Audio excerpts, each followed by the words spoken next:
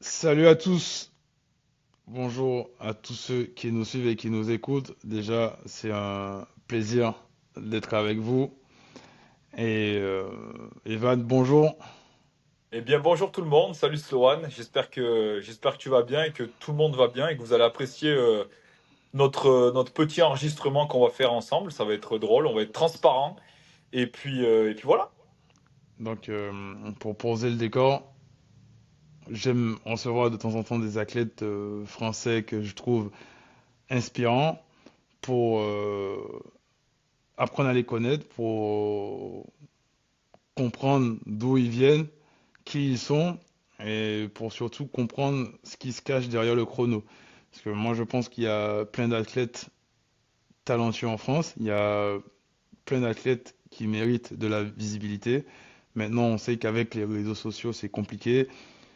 Un peu tout le monde prend la parole, on a parfois du mal à savoir qui est où et qui fait quoi. Donc c'est bien de temps en temps d'aller au-delà du poste, au-delà du réel, au-delà des datas. Donc aujourd'hui, on va recevoir Evan qui est en train de faire parler de lui sur le circuit français, qui, on peut le dire, fait partie des meilleurs et qui est aussi, qui était un des meilleurs performeurs en moins de 25 et qui aujourd'hui a le deuxième meilleur chrono en moins de 25 ans sur le circuit Aerox. Mais je pense bien qu'il va aller reprendre sa couronne. Donc, Evan, est-ce que tu t'étais dit il y a quelques années, aujourd'hui, je serais dans le top 5 français en Aerox? Honnêtement, non. Pas du tout. Mais alors vraiment pas du tout. Déjà, je m'imaginais même pas, on va dire, redécouvrir un sport dans ma vie. Il faut savoir qu'en fait, avant, donc comme j'ai pu le dire sur certains podcasts, ou des choses comme ça, mais pour ceux qui n'ont pas vu tout ça, en fait, moi, avant, j'ai fait 10 ans dans le basket à peu près. Donc, j'ai jamais été au très haut niveau. J'ai toujours été dans des divisions, voilà, dans des équipes où ça jouait bien. Et en fait, ce qui s'est passé, c'est que ben, moi, après, j'ai découvert l'Aerox il y a, on va dire maintenant, 1 an et demi à peu près. Ouais, ça fait un peu plus d'1 an et demi. Et donc, du coup, en fait, je me voyais même pas être ici, surtout qu'en plus, le niveau français, ben, il grandit de plus en plus. Et c'est vrai qu'aujourd'hui, après, ça reste des stats que je regarde pas beaucoup, entre guillemets, parce que l'objectif, c'est vraiment de me concentrer sur moi et sur mes objectifs futurs, entre guillemets, parce que pour moi, l'aérox, ça va être un sport qui va faire que grandir, tout simplement. De plus en plus, il est en train de passer du côté vraiment professionnel, encadré, et ça, franchement, c'est ce qu'on aime, parce que c'est un sport qui, au début, est l'un des sports peut-être les plus accessibles que l'on puisse connaître, que ce soit dans les sports on va dire collectif et individuel, parce que quand on court en double ou en relais ou tout ça, ça reste du collectif, même si on fait l'épreuve tout seul. Mais du coup, ouais, c'est pour ça. Et aujourd'hui, je fais tout en sorte pour essayer d'aller le plus haut possible. Et du coup, on essaye de s'en donner les moyens, entre guillemets. Ok, donc tu en as parlé rapidement, mais je sais que tu en as déjà parlé dans certains podcasts, mais raconte-nous ta première course Aerox et ce que ça t'a inspiré. Qu'est-ce que tu t'es dit en franchissant la ligne d'arrivée après ta première course? Alors, franchement, la première course Aerox, du coup, c'était ben, à Nice en 2024, du coup en octobre 2024. Avant ça, du coup, j'avais fait une préparation, on va dire, allez, peut-être 2 mois, un peu plus de 2 mois. Du coup, bah, avec Steve et Thomas. Donc Thomas qui était mon ancien coach de muscu quand j'ai fait l'entre basket et Aerox. Voilà. Et Steve qui du coup, ben, c'est lui qui m'a complètement lancé dans l'Aerox et qui ben, est l'un de mes coachs, mais qui est plus entre guillemets mon pote avant d'être mon coach. Même si voilà, tout a coïncidé pour que ça fasse ça. Et donc en fait à Nice, j'ai adoré l'ambiance. Le lieu est magnifique, franchement. Là, ben, pour l'avoir refait cette année, c'était incroyable. La première course aéroque, j'ai adoré, alors qu'au début j'étais assez réticent à vouloir me lancer en fait du coup dans l'aérox. Et quand j'ai franchi la ligne, ben, j'étais content, mais j'étais quand même déçu dans le sens où en fait, ben, ça, c'est on va dire, du Evan la personnalité, c'est-à-dire que ben, quand il y a eu les wall balls à la station 8 qui est avant le 1, ben, moi je suis parti de l'autre côté de la rock zone.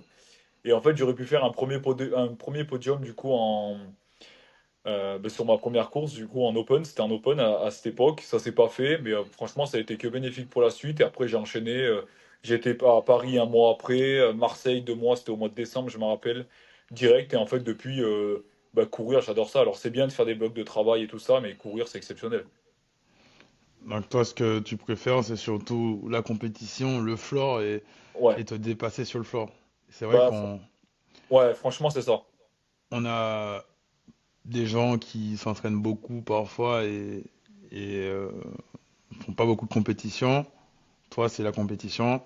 Mais Ouais, c'est vrai aussi qu'on peut se dire souvent, quand tu t'entraînes beaucoup, tu peux, alors là je vais généraliser, mais avoir l'impression d'être très fort. Et puis en fait, le jour où tu retournes sur le floor, tu te rends compte que la réalité du floor, elle est vraiment différente ça n'a rien à voir. de l'entraînement, quoi. Ouais, Et ça, ça, c'est... bah, là où je te rejoins, c'est, par exemple, moi, je prends souvent cet exemple. C'est-à-dire que je pars sur, on va dire, les wall balls, parce que c'est la dernière station. Il y a des fois où des entraînements, ils peuvent être très durs, très intenses. Il va y avoir 100 wall balls à aller chercher. Et pourquoi, tu ne sais pas, mais tu vas aller chercher Unbroken, par exemple. Moi, à l'entraînement, ça m'est déjà arrivé plusieurs fois. Et en course, je parle au niveau pro, hein, et en course, c'est pas du tout pareil, en fait. C'est-à-dire que l'intensité d'une course et tout ce qu'il peut y avoir, c'est-à-dire tout ce qui est adrénaline, tout ce qui est l'engouement et ces choses-là, ça a rien à voir, en fait, avec un entraînement. Après, ce qui est bien avec Aerox, quand tu parles beaucoup d'accessibilité, c'est que aujourd'hui, même moi, par exemple, dans mes coachés ou dans mes programmes sportifs que je peux faire, on va dire des cours où j'ai plusieurs personnes où j'initie à l'Aerox, je leur explique qu'on n'est pas forcément obligé de faire une compétition pour s'entraîner à l'Aerox. Quelqu'un qui veut, entre guillemets, se dépasser, mais vraiment plus, avec quelque chose qui est assez complet, sans forcément avoir des exos qui sont trop durs, s'entraîner à Aerox, ça peut être bénéfique pour la personne. Et c'est vrai que ça, je trouve ça incroyable. Mais moi, aujourd'hui, c'est vrai que ce qui m'anime, c'est d'aller me dire, bah écoute, je dois aller courir, je dois aller faire une compétition, parce que c'est vrai que c'était comme avant un peu au basket, quand j'ai arrêté le basket, il manquait cette adrénaline, entre guillemets, des matchs, pas forcément des entraînements, mais entre guillemets des matchs, et c'est vrai que quant à l'Aerox, j'ai besoin d'avoir ces courses, parce qu'au bout de 5 6 semaines de travail, hors été, parce qu'on sait que c'est vraiment un gros bloc focus pour les saisons qui suivent, après, je commence à me dire, ah, j'en ai un petit peu marre et tout ça, parce que j'ai besoin de courir. Alors forcément, il y a des courses qui vont être peut-être, c'est pas forcément le mot adéquat, mais on va dire inutile, dans le sens où on va pas forcément chercher des performances, mais on va peut-être chercher plutôt des réglages, faire des ajustements pour des courses futures, que ce soit en double ou en simple, des choses comme ça. Mais par contre, c'est des courses qui te forge. Et la course, ça n'a rien à voir avec l'entraînement, quoi qu'il se passe. Mais par contre, pour moi, c'est exceptionnel. C'est pour ça que je le fais à fond, parce que j'aime courir. Et si je ne pouvais pas le faire à fond, en fait, je ne ferais même pas d'Aerox. C'est-à-dire que je ne parle même pas de la performance. C'est vraiment, je veux être impliqué à fond dans le sport et dans tout ce que je fais, en fait, dans ma vie, entre guillemets. Si je ne suis pas impliqué à fond dans quelque chose, je préfère pas le faire. Ou alors, je me lance et puis à un moment donné, je sais que je vais arrêter parce que j'aurais pas été impliqué. Ça ne sera pas des regrets, c'est juste que je me serais peut-être pas donné les moyens pour y arriver, pour atteindre ce que je veux, entre guillemets. Ok, donc... Et tu as parlé de justement de la différence entre l'Aerox, mais tu as parlé aussi du basket. L'Aerox, c'est un sport qui reste assez particulier parce que c'est un sport où, comme tu dis, en pro, c'est une intensité qui est, on va dire, extrême. On est, je pense, dans le rouge du début à la fin. Est-ce que c'est quelque chose que tu avais déjà en toi avant l'Aerox, ce désir d'aller au-delà de la souffrance, ce désir de te donner à fond et de te dépasser? Parce qu'on a toujours ce moment en course où ça devient dur, où le corps clairement demande de ralentir ou de s'arrêter. Et c'est là où il faut être fort sur Aerox, c'est aller au-delà de ça. Et toi, est-ce que c'est quelque chose qui est inné chez toi ou c'est quelque chose qu'on t'a inculqué? Moi, je dirais plus qu'on me l'a inculqué, mais qu'il est deux parties pour moi. C'est-à-dire que certaines rencontres, comme j'ai pu expliquer dans d'autres podcasts, ont fait que j'ai eu, entre guillemets, peut-être à passer un niveau au-dessus par rapport à ça. Mais c'est vrai que je me le suis aussi inculqué tout seul. C'est-à-dire qu'en fait, moi, quand j'étais en surpoids, du coup, il y a quelques années, après, j'ai eu mon fameux déclic, que c'était en fait, j'étais en plein basket. Et l'une des coachs que j'avais eu, donc qui s'appelle Alexis, c'est bien une fille, mais elle s'appelle Alexis et tout ça. Donc si des fois elle passe sur la vidéo, je lui fais un petit coucou. Ben vraiment, elle m'a métamorphosé en fait dans ce dépassement-là. Et c'est vrai que du coup, ben moi, quand on avait les préparations de saison et tout ça, j'arrivais vraiment prêt, l'un des premiers à être prêt et tout ça. Ça veut pas dire que j'étais l'un des meilleurs, mais j'étais l'un des plus prêts physiquement pour encaisser tout ce qui était les préparations et tout ça. Et je me rappelle de préparations très très dures. Du coup, à l'époque, ben forcément pas le même poids, pas le même poids, pardon, pas la même condition physique. Et c'est vrai que au niveau après de tout ce qui est aller chercher encore plus loin dans l'effort, ça je pense que l'Aerox et du coup Steve, ça m'a inculqué et ça a fait un bon mélange. Et je vais dire que depuis l'été qui vient de passer, donc du coup l'été 2025, j'ai encore passé un cap là-dessus, mais je dois encore aller chercher autre chose. C'est-à-dire qu'il y a des fois où même si on va dire, j'ai une force mentale par rapport à différentes étapes qui ont fait que ça m'a construit un petit peu dans la vie. J'ai encore, je sais, je pense, une énorme progression à faire là-dessus, notamment au niveau de, des fois, trop se poser de questions dans la tête alors qu'il n'y a pas besoin de se les poser, et qui font qu'en fait, ça peut me ralentir et ça peut me dire je vais pas y arriver alors qu'en fait, je sais que si. Mais ça, c'est encore, voilà, je suis encore assez jeune, j'ai que 22 ans, donc ça, c'est encore un process, bien sûr, à rentrer dedans. Mais du coup, je pense que c'est un bon mélange des deux. Mais aujourd'hui, j'ai pas peur de souffrir. J'ai pas peur de souffrir. Et j'ai même envie de te dire que des fois, je préfère faire une séance un AMRAP de 45-50 minutes où je vais être dans le rouge pendant 50 minutes plutôt qu'aller me faire des séances très longues et tout ça, les splitter, etc. Mais du coup, ouais, je pense que c'est un bon mélange des deux pour répondre à ça, ouais. D'ailleurs, t'as fait mention de... C'est la deuxième fois que tu parles de Steve. Et Ouais. justement, c'est quoi ta relation avec Steve et qu'est-ce qui t'inspire, Steve? En fait, moi, il faut savoir que, alors après, je sais que c'est un regard que tout le monde n'a pas parce que ça veut rien dire. En fait, il faut savoir que moi, Steve, je vais l'écouter et après, je parlerai de ma relation avec lui. Mais en fait, je vais écouter Steve parce qu'il faut savoir que Steve, c'est quand même un ancien footballeur professionnel. Donc, en fait, pour moi, je pars du principe, et c'était pareil pour en fait ma coach de basket, je pars du principe que ces gens-là, ça ne veut pas forcément dire parce que quelqu'un a été au haut niveau dans son sport, je parle en tant qu'athlète, que ça va être un bon entraîneur ou un bon coach. Par contre, la différence, c'est que eux, ces personnes-là, savent ce qu'il faut pour sacrifier, mettre en place, faire un petit peu plus ou ce travail de l'ombre qui fait que ça t'amène en haut. Parce qu'aujourd'hui, le talent, ça peut durer un mois, 2 mois, mais en fait, si t'as pas de travail derrière, tu te fais vite, comment dire, étouffer en fait. On n'entend plus parler de toi. Donc en fait, c'est beaucoup ce travail et tout ça. Et moi, entre guillemets, la relation que j'ai avec Steve, aujourd'hui, oui, c'est entre guillemets comme mon grand frère parce qu'il est plus âgé. Mais je veux dire, je vais plus avoir cette relation de. On est plus, on va dire, père et fils. C'est-à-dire il m'a vraiment pris sous son aile. Mais moi, en fait, je veux vraiment aussi sa réussite là. C'est-à-dire qu'aujourd'hui, Steve, il va avoir 38 ans dans quelques jours, là, au mois de mars. Moi, mon objectif, c'est vraiment que là, on s'entraîne ensemble, mais que en vrai, moi, je le pousse un peu derrière lui pour que bah, il soit champion d'Europe à Londres et qu'il soit champion du monde à Stockholm cet été. Et franchement, moi, je serais trop heureux dans le sens où, en fait, notre histoire, elle est un peu commune comme ça. Et en fait, l'Aerox nous a tellement rapprochés, mais au-delà de ça, on fait pas que de l'Aerox. C'est-à-dire qu'en dehors de ça, on n'est pas là que à l'entraînement et tout ça. On parle tout le temps, on est tout le temps ensemble, on a fait plein de choses ensemble. Et vraiment, il m'a fait grandir ouais, depuis l'été dernier où on a fait une prépa de dingue ensemble. Je suis plus du tout la même personne. C'est-à-dire que j'ai passé un cap dans tous les domaines. Et vraiment, ce que je dirais, c'est que ouais, c'est vraiment mon frérot et mon coach, mais c'est plus comme un deuxième père et moi son fils et du coup il m'amène comme ça et on suit la pente quoi. Et c'est ce que j'allais te demander, mais je pense que tu as Ouais. répondu dans ta réponse. Est-ce en tant que personne, au-delà de l'Aerox, il t'inspire aussi? Et je pense que oui. Ouais, c'est ce que j'expliquais, tu vois. C'est ce que je dis en fait dans l'engagement, dans la discipline, dans plein de choses. C'est bête, mais par exemple, moi, je sais que quand je parlais, tu vois, du surpoids et tout ça, par exemple, même cet été, il y avait des choses que moi, j'avais jamais mis en place pour la nutrition. Donc, faut savoir que, voilà, Steve, je dis un petit secret, parce qu'il va l'écouter, il le saura. Il n'est pas là à calculer au gramme près, à manger comme ci, comme ça, machin. Mais il y a eu des choses qu'on a mis en place un petit peu cet été, où moi, j'ai suivi un peu, ben, au début et tout ça. Alors, c'est un peu dur, mais en fait, le fait de le faire, après, tu te rends compte que, et en fait, ça te rend beaucoup plus fort, beaucoup plus grand. Donc, ouais, il y a pas mal il y a pas mal de choses. Et puis moi, aujourd'hui, je suis pareil, je suis coach sportif un petit peu comme lui. Donc, il y a aussi des choses où on s'inspire. Il y a plein de choses, en fait, comme ça qui sont importantes.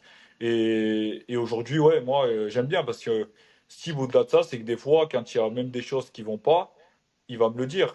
Enfin, je veux dire, il y a des séances où même moi, je suis très exigeant envers moi-même. Il y a des fois, je me dis, en fait, j'ai pas du tout été bon, alors que des fois, il va me dire oui. Il y a plein de choses qui rentrent en compte comme ça. Et c'est vrai que ça m'a fait progresser. Et le fait de faire des doubles avec lui, euh, là aussi, ça m'a aidé dans tout ce qui est gestion de course en solo, dans ce qui est gestion de course en double. Par exemple, la course à Bordeaux où il se blesse, mais il a fallu que je gère la course moi-même tout le long sur les. Donc, il se blesse au rameur, l'après-rameur. Donc, toutes ces stations derrière à devoir se gérer et tout ça. Et ben, ça, c'est pareil. En fait, ça fait grandir. Donc, certes, il y a l'entraînement, il y a toutes ces choses-là. Mais du coup, il y a tout ce cocon-là qui fait que ben, aussi ça nous rapproche. Et au-delà du sport, c'est ouais, la personne humaine dans ce qu'il peut dégager, l'humilité, très important. Moi, comme tu sais très bien, toi tu me connais, Sloane, tout ce côté-là, entre guillemets, caméra, là, je le fais quand c'est des amis ou quand c'est des gens que j'apprécie. Mais c'est vrai que j'ai un petit peu de mal sur ce côté-là, sur de me mettre en avant, même sur les réseaux et tout ça. On voit des photos, mais on voit pas beaucoup Là, je suis en train de parler à une caméra et tout ça, parce que j'ai un peu de mal avec ça, en fait. Pour moi, même aujourd'hui, en fait, l'Aerox, j'ai des belles performances, mais entre guillemets, je suis personne dans ce milieu.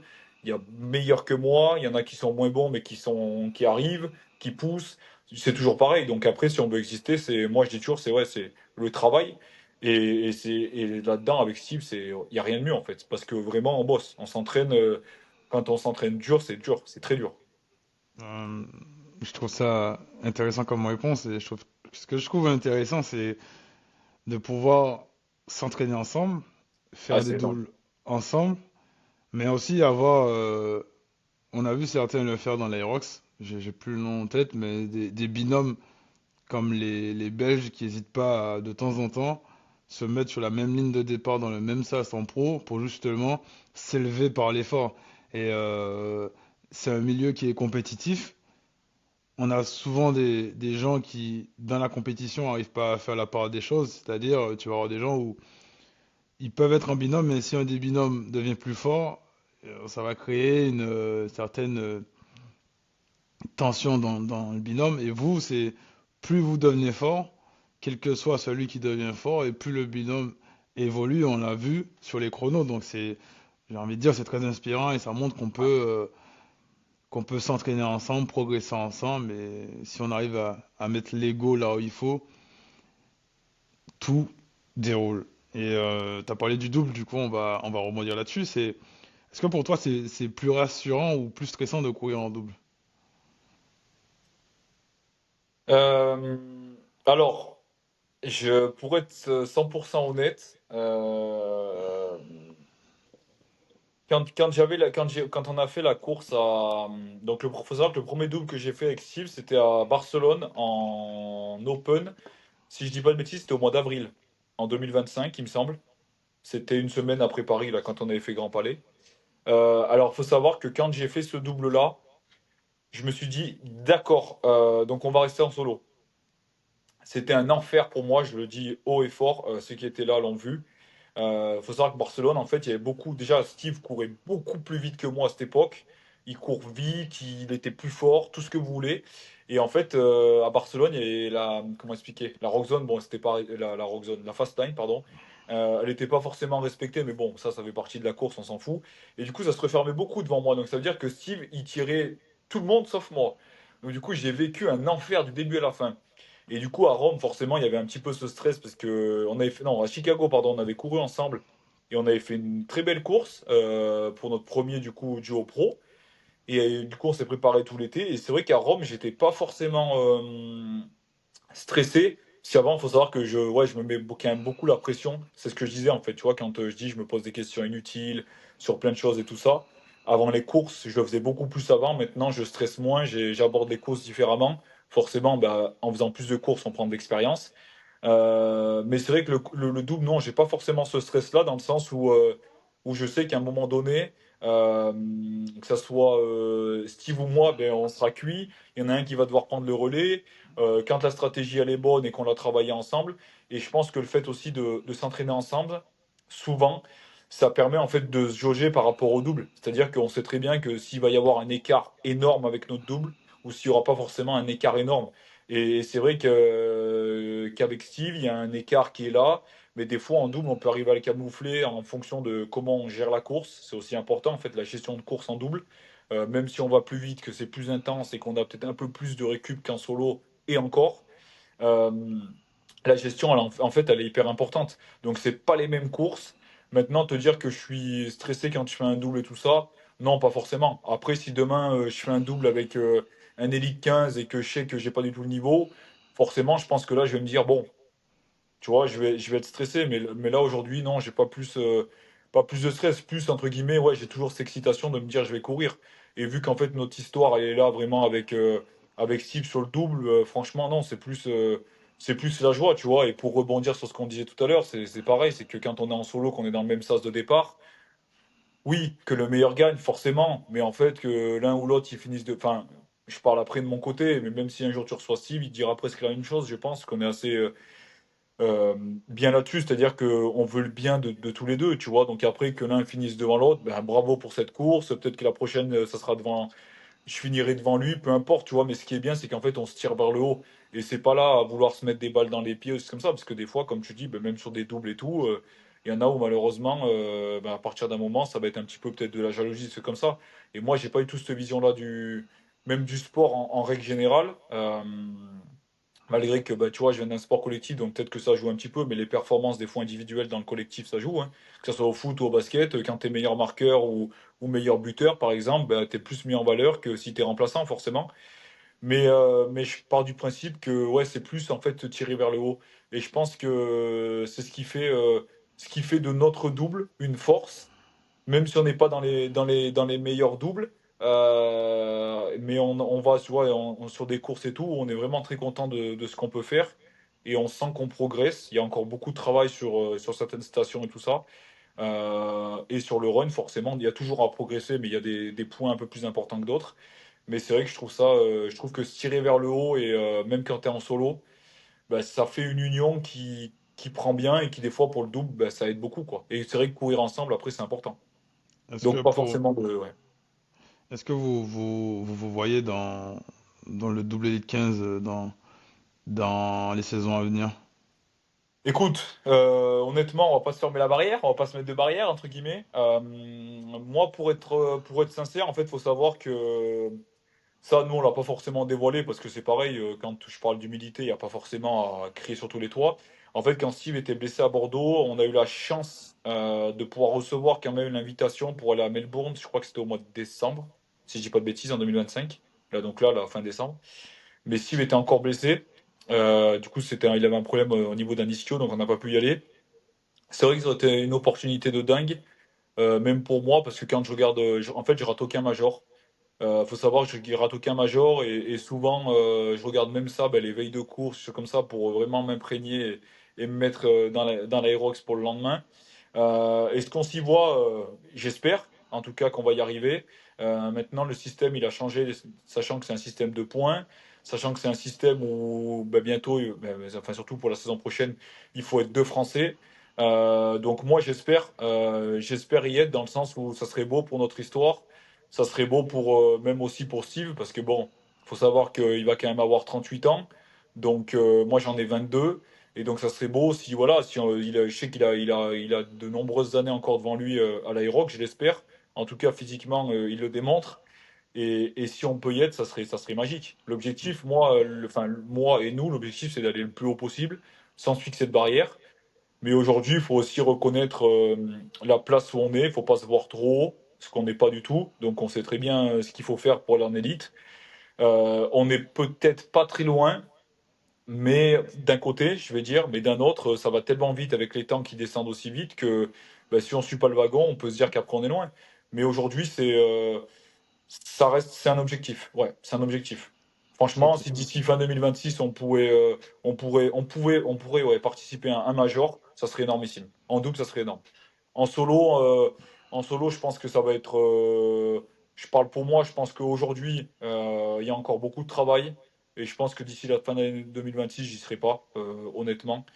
Après, on ne sait pas, hein, mais je pense que j'y serai pas. Mais en tout cas, je fais tout pour espérer un jour aller à un major et après aller le plus haut possible. Une fois qu'on est dans ces, on va dire, dans ces sas de départ-là, ben, en fait, il faut y rester. Et c'est là qu'on parle de plus haut niveau et on va dire, d'un niveau professionnel. Pour moi, c'est à partir de ces niveaux-là.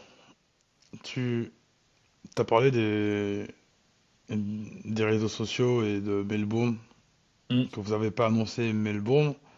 mm. Et moi, je vous connais un peu, donc j'ai déjà observé que vous n'êtes pas trop sur l'effet de l'annonce à vouloir à tout prix annoncer ou à vouloir à tout prix communiquer pour susciter des réactions.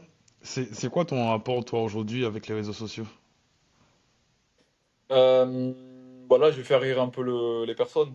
Alors, moi, franchement, sur les réseaux, je vais être honnête, hein, si on pouvait faire sans, je ferais sans. Déjà parce que pour tout ce qui est montage et tout ça, bon, c'est pour ça que j'ai délégué ça parce que je suis pas très bon là-dedans. En fait, moi, c'est simple.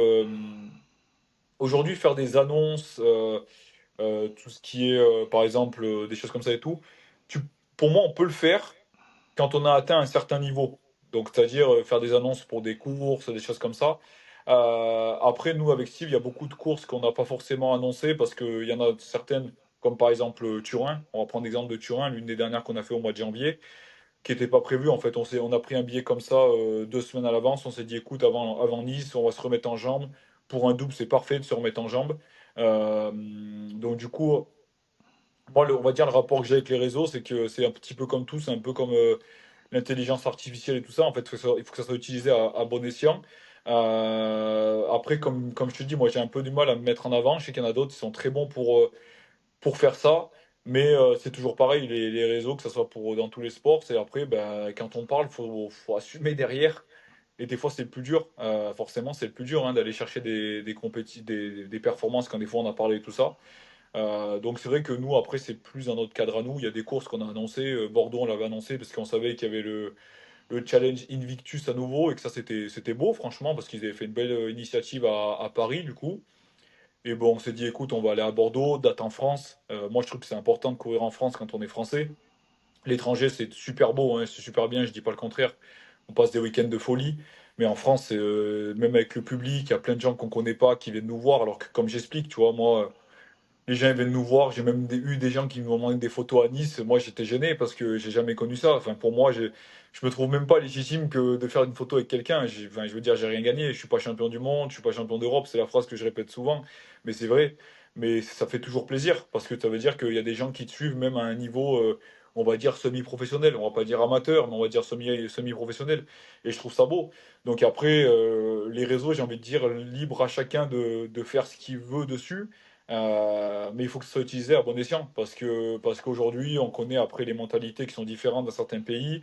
Il y a des phrases ou des termes qui peuvent être ben, mal compris et après, ça peut faire du buzz pour rien. Et je trouve qu'on a tellement de bons athlètes français, d'autres qui émergent beaucoup. On en a vu là à Nice, il y en avait d'autres, enfin, il y en avait à Nice qu'on connaissait. Je prends par exemple Xavier Dufour, qu'on connaît un petit peu d'avant, mais qui est en train d'exploser. Il y a eu après Greg Pereira qui nous a fait une performance stratosphérique, je pense que c'est le mot, en open, en prenant le record, que moi je connaissais pas du tout, mais j'ai pu échanger avec lui, pareil. Et je trouve que du coup, ça sert à rien sur les réseaux de vouloir en faire des caisses alors qu'on a des très bons athlètes et que le terrain, entre guillemets, suffit pour donner une réponse. Je pense que c'est le mieux. Tu, Justement, en parlant de réseau et de communication, aujourd'hui, le nerf de la guerre, parce que tu as parlé de devenir de sport professionnel, le nerf de la guerre, on va dire que c'est le terrain, c'est aussi les Ouais, sponsors. ouais. Et les sponsors engendrent aussi la communication. Alors il y a différents types de sponsoring. Mais on va dire que pour être sponsorisé, il faut être visuel, pour être visuel, il faut communiquer. Toi, tu nous as dit en début de podcast que tu délègues maintenant à quelqu'un. Donc, est-ce que pour toi, c'est important, justement, même si on maîtrise pas et même si on n'est pas quelqu'un qui communique, de le faire et de le faire correctement, pour justement peut-être s'ouvrir des opportunités et peut-être parfois faire un post ou une vidéo qui va tomber dans les mains de quelqu'un qui pourra par la suite donner de l'élan à ta carrière. Est-ce que pour toi c'est quelque chose sur lequel alors il faut mettre faut être sérieux à l'entraînement, mais est-ce que aussi tous les à côté en tant que peut-être futur athlète professionnel, il faut faire attention aussi ou il faut déjà s'y intéresser?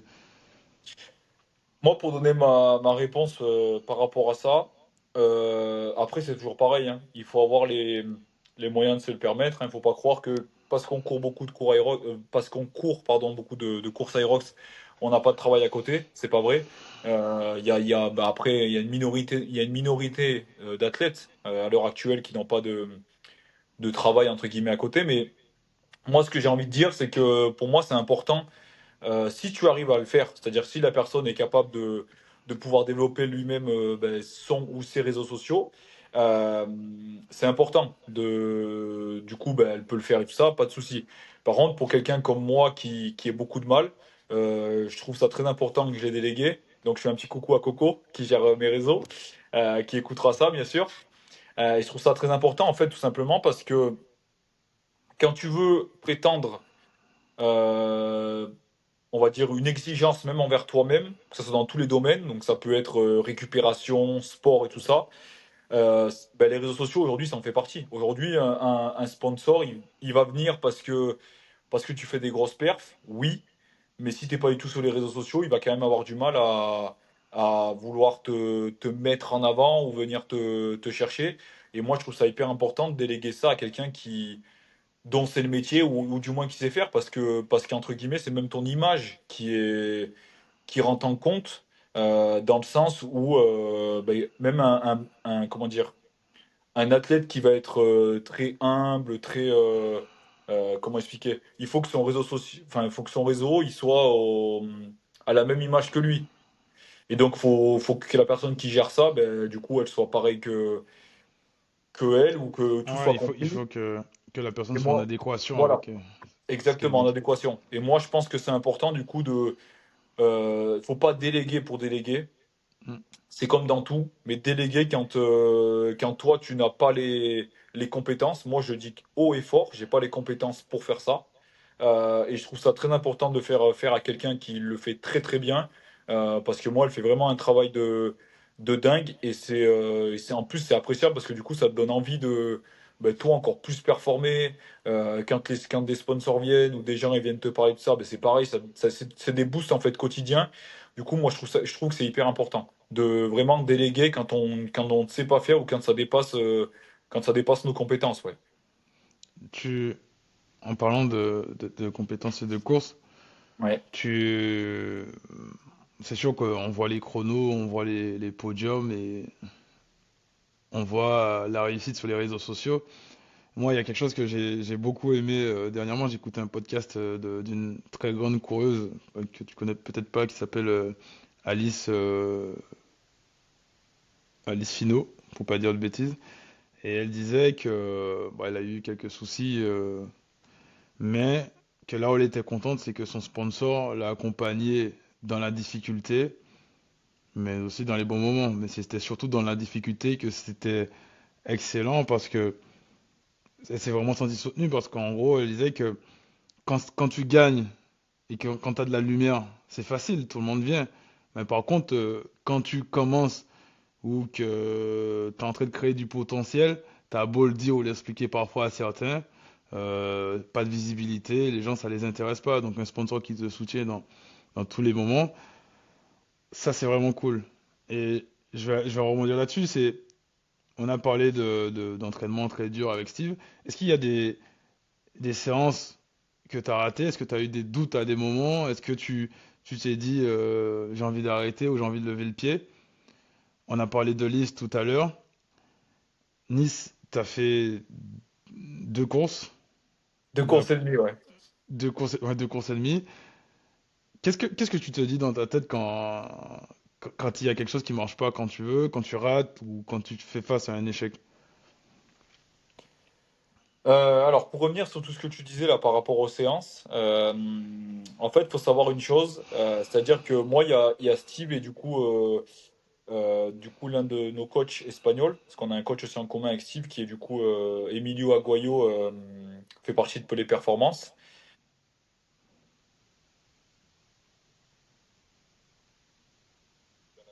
Ouais, tu Euh, sais. donc du coup, en fait, ce que je disais, c'est que voilà, moi, je fais partie donc du coup de Steve avec donc Emilio Aguayo aussi, qui est l'un de notre autre coach, qui fait partie de Pelé Performance. Donc moi, il y a des séances que j'ai ratées. Pour être honnête, j'en ai raté quelques-unes au mois de janvier. Mais quand je dis raté, c'est-à-dire que je les ai modifiées. J'avais une douleur en fait qui traîne, bon, qui traîne un petit peu un tendon qui est pas forcément méchante, qui peut venir en fonction des différentes surfaces. Mais en fait, c'est toujours pareil, tu vois, c'est quand je te dis, quand je te parle des questions que je me posais tout ça, moi, il faut savoir que je suis très exigeant envers moi-même par rapport aux entraînements, euh, par rapport à plein de choses, mais surtout aux entraînements. Et en fait, quand je rate une séance, je suis pas bien. Quand je rate une séance, je suis pas bien dans le sens où en fait, je le vois de ce côté-là où de me dire la concurrence est tellement importante. Alors, je regarde pas forcément les autres, mais en fait, je pars du principe que si aujourd'hui je le fais pas, il y a quelqu'un d'autre qui va le faire pour moi. Donc, en fait, à partir de ce moment-là, rater une séance, c'est dur. Donc, c'est pour ça que à chaque fois que j'ai un petit pépin, quelque chose comme ça, sauf si ben, un jour, et je me le souhaite pas, hein, je touche du bois là pour pas que ça m'arrive, mais sauf si je suis réellement blessé et que je peux pas, que mon corps me le permet pas. Sinon, en fait, il faut que j'arrive à modifier, à faire quelque chose, à garder de l'intensité, à faire du renforcement, toutes ces choses-là. Mais j'arrive pas. C'est comme j'ai du mal, hein. Normalement, tu vois, normalement, le dimanche, je devrais pas forcément m'entraîner. Il y a vraiment écrit day off, hein, vraiment récup full. Et je suis toujours obligé de faire quelque chose. Il y a vraiment ce dimanche-là où j'ai vraiment rien fait. C'est l'un des premiers dimanches depuis X temps. Même quand j'ai couru et que j'ai eu mes petits pépins par rapport à Nice, le matin, je m'entraînais. Je me suis entraîné les matins des deux courses que j'ai pu courir, les deux doubles. J'ai fait un entraînement le matin. Je n'en fais pas trop. Pas du tout, hein. Je travaille à bon escient et tout ça. J'ai mes plages de récupération. Là-dessus, je suis bien. Mais j'ai du mal vraiment à couper complètement maintenant avec bah, tout ce que m'a amené l'Aerox. Et donc, ouais, pour moi, c'est ouais, c'est pas que c'est important, mais si ton corps te le permet pas, faut arrêter. Mais si par contre ton corps te permet de pouvoir continuer et tout ça, oui, ou modifier, il faut modifier. Mais du coup, quand tu justement quand tu fais face à cet échec, on va dire, ou quand tu pars sur une stratégie et que cette stratégie elle marche pas, comment tu fais? Tu as parlé de Nice. À Nice, t'as pas pu finir ta première course. Ouais. Qu'est-ce que tu te dis pour repartir, justement pour retourner dans le sas et pour te dire, ok, faut que j'y retourne. Parce qu'on peut, quand on loupe quelque chose, souvent on n'a pas envie de recommencer parce qu'on est déçu. Et toi, qu'est-ce qui va faire, quelle phrase ou qu'est-ce qui va te motiver à y retourner? Bah, après, il faut savoir que à Nice, le jeudi soir, ça a été, je sais pas comment dire le mot, je vais dire une frustration, mais je pense que c'est plus gros. En fait, il faut savoir que j'étais bien, j'étais en forme. Quand on avait couru à Turin avec Steve en double, même si le double et le solo ne sont pas les mêmes courses, je me sentais en forme, c'était 2 semaines avant. Donc à peu près, moi, 2 semaines avant, je sais que si je gère bien les semaines qui suivent, il n'y a aucun problème. Donc j'arrive à Nice, j'étais en forme. Après, ce qui s'est passé, pour pas rentrer dans les détails, c'est qu'en gros, j'ai eu le sang qui a été coupé dans les cuisses. Je sais pas d'où c'est venu, hein, j'en sais rien du tout. Voilà, c'est vraiment, je rentre pas plus dans les détails que ça. Et heureusement, j'ai l'une des personnes aussi qui a fait que ma progression est importante, hein, parce qu'au-delà du coaching, je parle beaucoup du travail de l'ombre. Et il se reconnaîtra, hein, Valentin Copain, que tu connais, qui est mon kiné. Donc c'est lui aussi qui m'a dit le lendemain, voilà, faut faire telle chose pour y retourner. Et en fait, je pense que il y a tellement d'heures d'entraînement, il y a tellement de, il y a eu tellement de sacrifices, un peu moins ces derniers temps parce que il y a des périodes qui font que des fois tu as un peu plus de mal. Mais il y a eu tellement de sacrifices depuis, on va dire, l'été dernier et toutes ces choses-là à mettre en place, qu'en fait c'est ça qui t'y fait retourner et que ben, c'est pareil en fait. Comme j'explique, c'était si le jeudi soir je pouvais vraiment pas continuer. J'ai encore l'image en tête, hein. Je me rappelle quand je repars courir où je peux plus en fait, j'ai le sang qui se coupe et j'ai mes cuisses qui ne répondent plus du tout. Je peux plus rien faire. Donc je me vois encore en fait l'image. Et moi, en fait, ce mot-là dans ma tête, quand je me suis dit j'ai abandonné, j'ai dit mais comment c'est possible? Mais en fait, comment c'est possible? C'était que le corps, il pouvait pas. C'est le corps, il s'est dit aujourd'hui, tu dois t'arrêter. C'est comme ça. Le lendemain, et on a fait ce qu'il y avait à faire avec, du coup, avec Valentin, que j'ai eu en échange et tout ça dès le matin. Et je me suis dit, je retente, je verrai bien. J'avais dit à mon double, donc qui était pas Steve cette fois-là, c'était une exception. En fait, je courais avec un ami à moi de Marseille parce que son pote s'était fait les ligaments croisés. Il avait le billet, malheureusement, donc moi j'ai dit, écoute, je courirai avec toi, c'était prévu comme ça. J'ai dit, on va le faire ensemble. Physiquement, j'avais retrouvé la forme. Et en fait, pourquoi j'ai fait ça? Parce que je voulais me rassurer la tête en me disant, Evan, ça va, il y a eu ce qui s'est passé. Il y a eu ce qui s'est passé. Faut savoir que quand j'ai recouru, j'ai pas pris de risque, hein. Je suis pas non plus fou à me dire que je vais partir dans tel point et Ouais. tout ça. Donc non.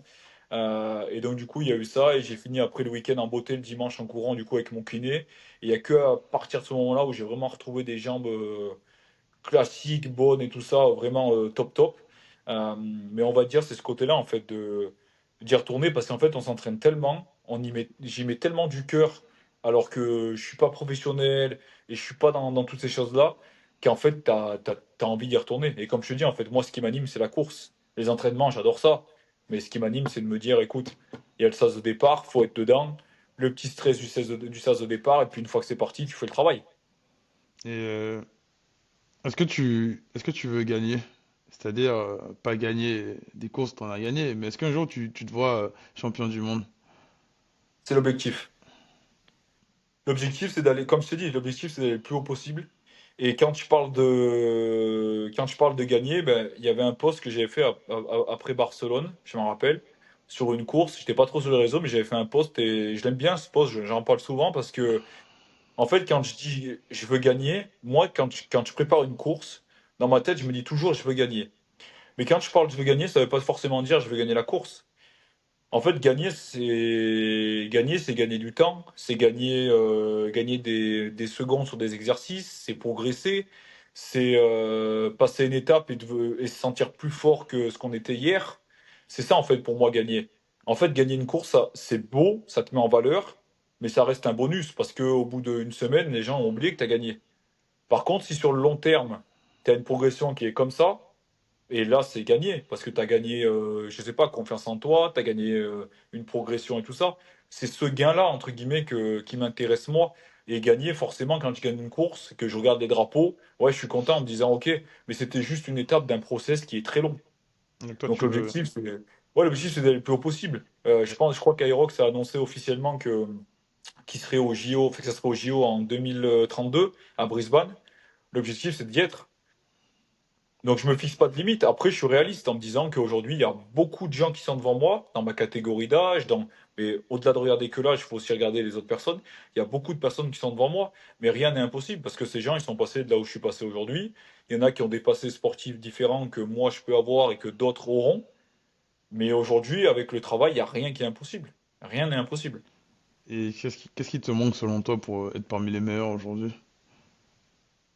Moi, selon moi, ce qui me manque, déjà, il y a beaucoup de stations où je suis en retard encore. Le run, je peux encore énormément progresser. La tête aussi, c'est important parce que le travail que je t'expliquais avec la tête, ben, on voit beaucoup la performance, mais quand je dis le gain, il y a aussi le gain de plein de choses, hein. Tu peux gagner même, enfin, c'est bête, mais du travail de l'ombre sur de la mobilité ou des étirements, c'est comme ça que je faisais jamais avant, que maintenant j'en fais. Mine de rien, ça aide, tu vois. Donc j'ai envie de dire, il y a beaucoup de stations, beaucoup de il y a encore beaucoup à progresser sur le run. Donc en fait, c'est plus une progression globale. Pour être Ok. parmi les meilleurs, enfin, faut progresser globalement. Et surtout, je pense que ce qui est important, Et aujourd'hui, c'est pour ça que je préfère avoir un cercle d'amis très proches, très fermé, mais d'être entouré de très bonnes personnes. Parce qu'en fait, à partir du moment où même si l'Aerox, on n'est pas professionnel, mais on s'entraîne comme des athlètes de haut niveau, entre guillemets, je dis bien entre guillemets parce qu'on ne veut pas non plus se comparer à qui on n'est pas, il faut savoir être bien entouré.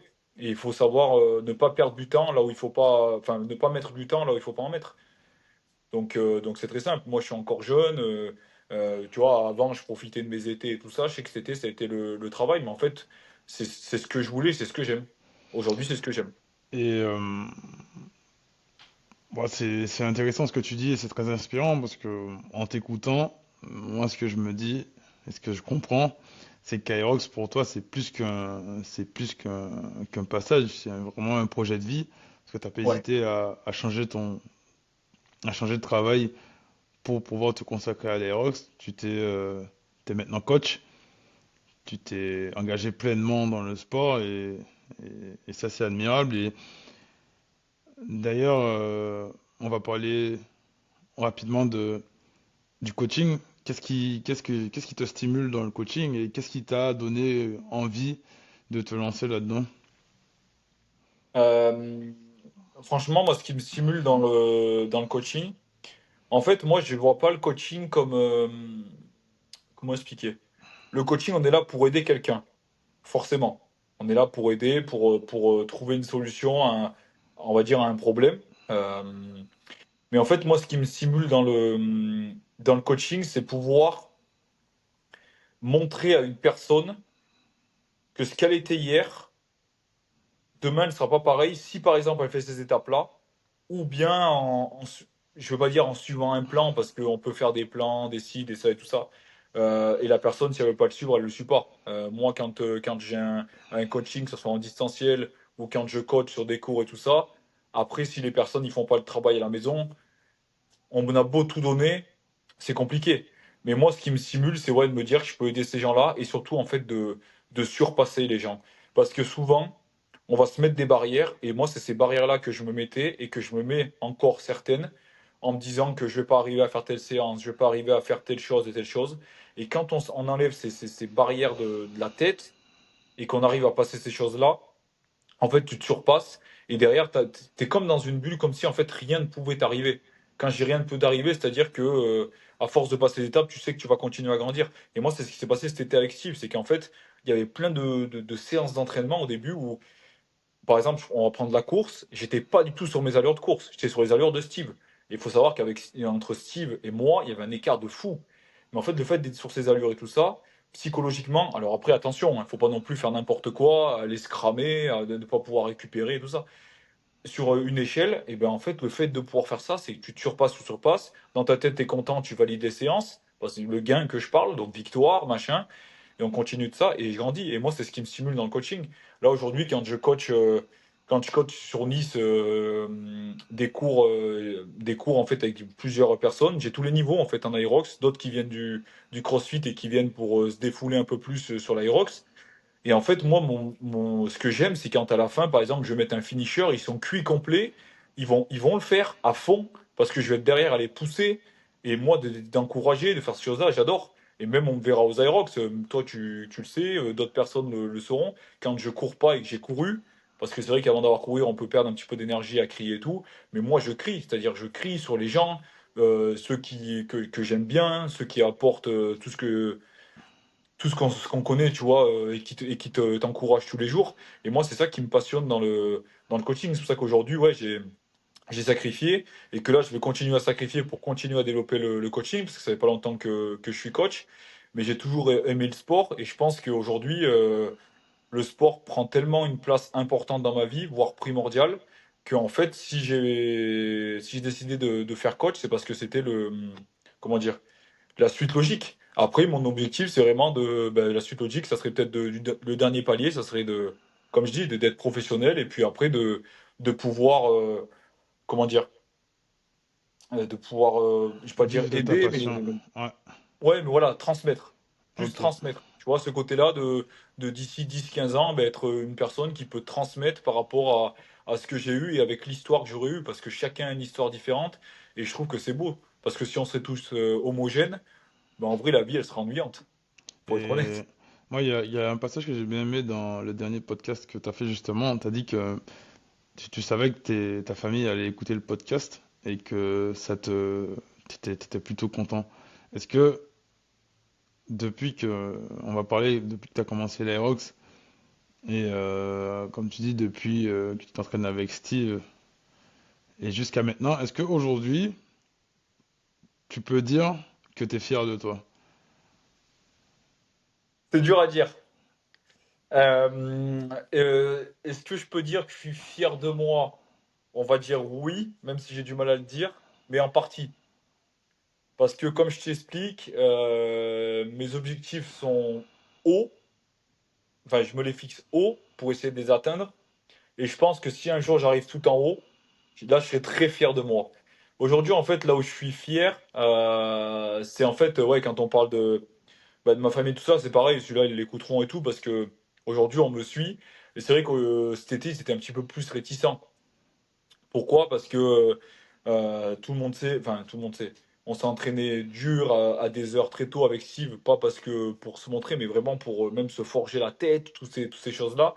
Et du coup, moi, je sais, bah, surtout par exemple ma mère, même mon père ou ma sœur, qui sont beaucoup comme ça.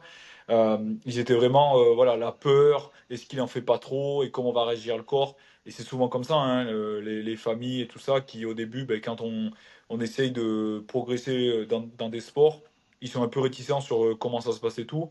Mais en fait, en montrant qu'on est bien entouré, en montrant que ça se passe bien, qu'il n'y a pas de risque et toutes ces choses-là, et ben c'est vrai qu'après on te soutient. Et moi, ben, forcément, il y a une date que j'ai cochée. Alors, championnat d'Europe, on va essayer de faire la meilleure performance possible avec le niveau qu'il y aura qui sera exceptionnel, mais en tout cas, on va essayer d'aller chercher quelque chose, même si c'est de l'open.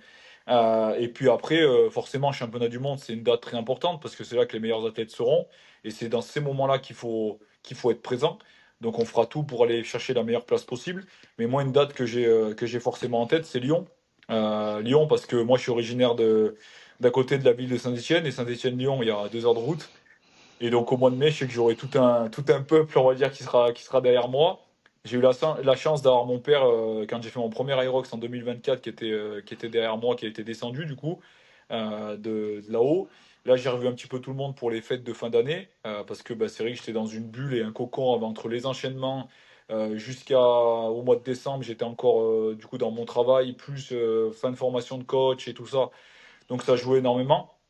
Mais je pense que je sais que eux, ils sont fiers et que maintenant, ouais, ils me poussent à continuer. Et donc, du coup, je sais qu'à Lyon, on va essayer de leur faire un beau cadeau. C'est, c'est vraiment, je pense, une belle conclusion, mais avant de conclure, moi j'aurais une question, parce qu'on a pas Allez. mal parlé de... Bon, j'ai beaucoup de questions, mais on a pas mal parlé de Steve Pino tout au long du podcast. Est-ce que tu aurais Ouais. un message pour lui aujourd'hui? Qu'est-ce que tu aimerais dire à Steve qui va écouter ce podcast? Après, il le sait. Franchement, le message que je vais dire, il le sait. C'est-à-dire que moi, aujourd'hui, en fait, je suis son, on va dire, je suis son petit, qu'il faut qu'il devienne grand. Mais moi, le message que j'ai envie de lui dire, il le connaît, c'est que Euh, le rendez-vous en juin, il est pris à Stockholm et qu'il sait très bien ce qu'il lui reste à faire. J'en parle souvent avec lui, il le sait très bien. Après, tout le reste, je lui ai déjà dit, que ce soit dans les podcasts ou même en vrai, même il y a des fois, il y a pas besoin de lui dire, il sait très bien ce qu'il représente pour moi. Et il le sait. Mais moi, franchement, mon objectif, ça serait beau pour même tout ce qu'il a vécu avec le foot, avec toutes ces choses-là. Il en a jamais vraiment étalé au niveau de sa carrière. Il a quand même eu une belle carrière. Et moi, franchement, j'ai envie de dire, ouais, ça serait, ce qui serait le plus beau, c'est que ça soit, ben, s'il fait champion d'Europe et champion du monde, ça serait énorme. Sinon, je lui souhaite vraiment de faire la meilleure place possible au championnat d'Europe, mais le voir gagner au championnat du monde à Stockholm, où on sera tous les deux, du coup, en solo et en duo. On aura les deux courses. Ouais, je sais qu'il s'entraîne très dur. En ce moment, il est en très grande forme. Je vous le dis, il est en très grande forme pour m'entraîner avec lui. Donc là, je m'accroche parce que moi, je suis un peu plus dedans depuis Nice. Mais ça arrive, c'est comme ça.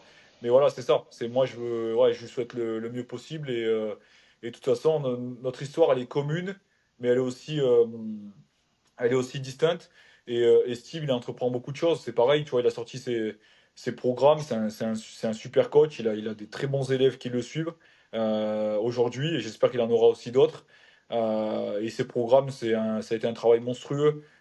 Pour ceux qui veulent voir, vous avez juste à aller sur son lien Instagram. J'ai fait une petite pub, mais c'est réel parce que moi, il y a eu beaucoup de déplacements qu'on a fait, ou beaucoup l'été dernier, ou pendant qu'on s'entraînait, il travaillait dessus. Et ça vaut le coup.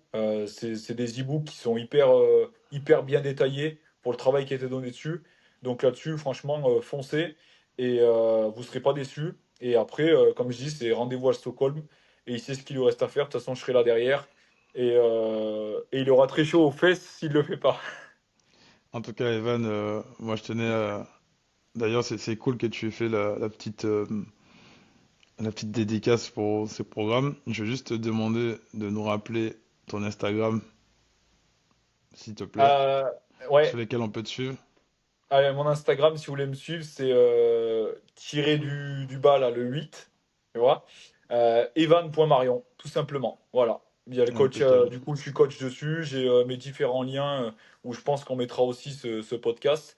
Il y a déjà un des podcasts que j'ai tourné, du coup, avec mon kiné, où on retrace un petit peu plus mon parcours en détail.